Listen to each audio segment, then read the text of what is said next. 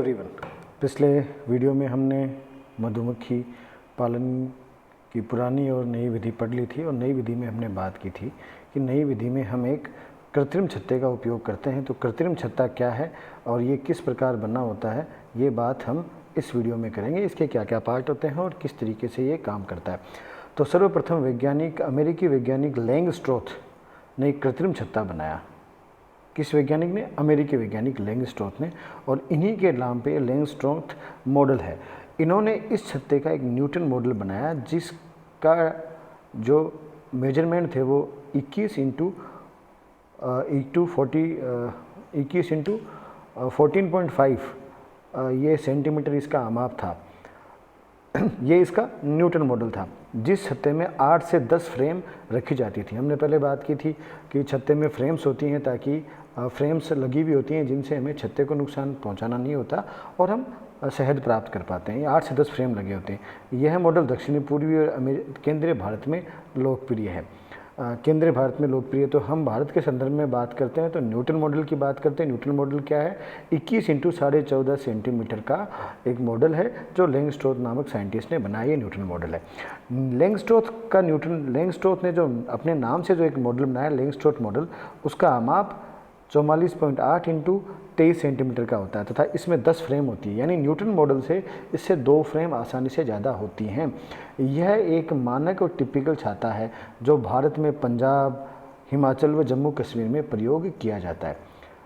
उत्तर प्रदेश में 8 फ्रेम का छत्ता काम में लिया जाता है जिसका आकार 30 इंटू 18 सेंटीमीटर का होता है। ये हमने एक ओवरऑल व्यू की बात की कि कौन से मॉडल में क्या होता है, कि न्यूटन मॉडल क्या है, लैंगस्ट्रोथ मॉडल क्या है, किस जगह कौन सा छत्ता प्रयोग में लिया जाता है।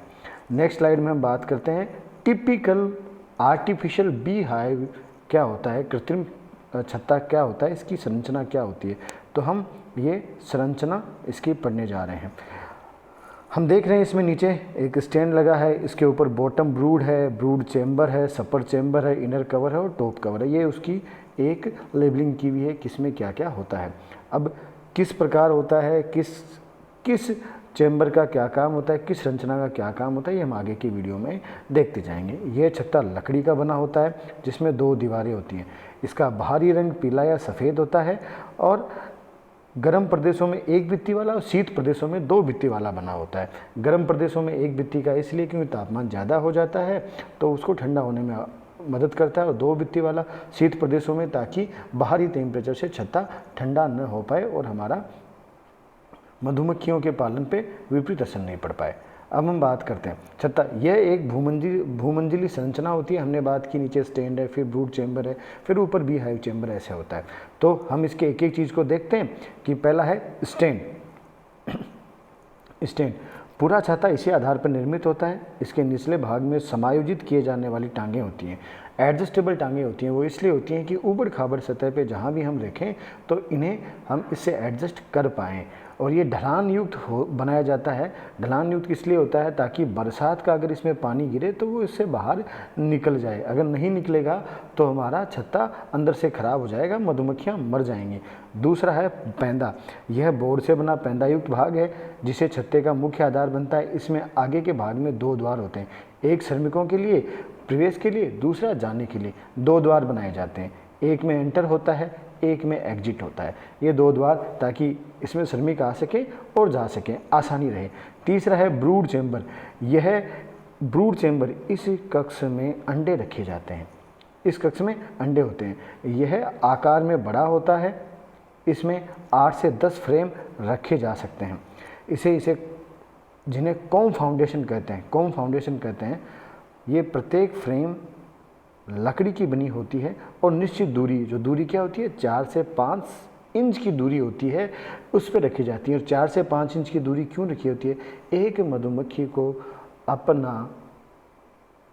एक मधुमक्खी के लिए जो आवश्यक स्पेस है जिसमें वो आराम से रह सकती है वो 4 से 5 इंच है।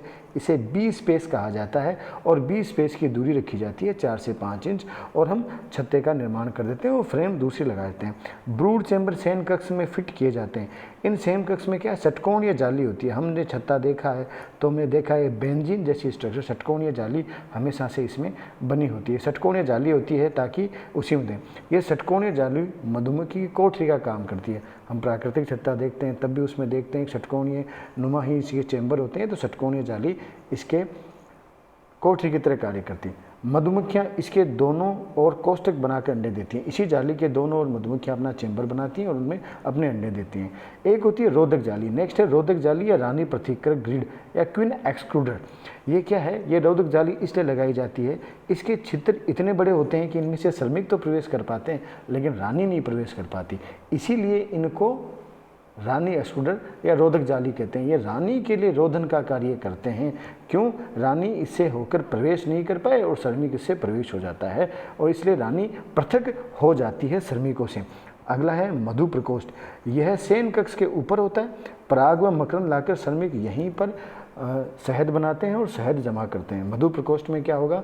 श्रमिक बाहर से पराग एकत्रित करेंगे और उनसे शहद बनाएंगे और बना के इसमें वो इसी प्रकोष्ठ में वो एकत्रित रखते हैं।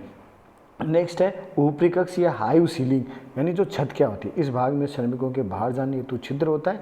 प्रतिकूल परिस्थितियों जैसे फूलों की कमी हो जाती है या और कोई कमी है और प्रतिकूल परिस्थितियां हैं, मौसम सूखा है या बारिश हो रही है, तो उस परिस्थितियों में इसी ऊपरी कक्ष में सीलिंग में चीनी का घोल रखा जाता है जो इनके लिए चारे के रूप में कार्य करता है, जिससे मधुमक्खियाँ चारे की या अपने भोजन की कमी के कारण मरती नहीं है। नेक्स्ट है छत्ते का टॉप कवर। जो छत्ते का टिन या जिंक से बना होता है, ये थोड़ा सा इस तरीके का बनाया जाता है, ढलान युक्त होता है ताकि बारिश का पानी इससे अंदर प्रवेश नहीं करे। तो हमने इस वीडियो में पढ़ा कि लैंगस्ट्रोथ साइंटिस्ट ने एक छत्ता बनाया, टिपिकल छत्ता बनाया जिसको उसी के नाम पे लैंगस्ट्रोथ मॉडल कहा जाता है। उन्होंने एक न्यूटन मॉडल बनाया और एक लैंगस्ट्रोथ मॉडल था। भारत में यूपी में एक अन्य मॉडल भी प्रचलित होता है जिसका माप अलग है और अधिकांशतः लैंगस्ट्रोथ मॉडल का काम में लिया जाता है।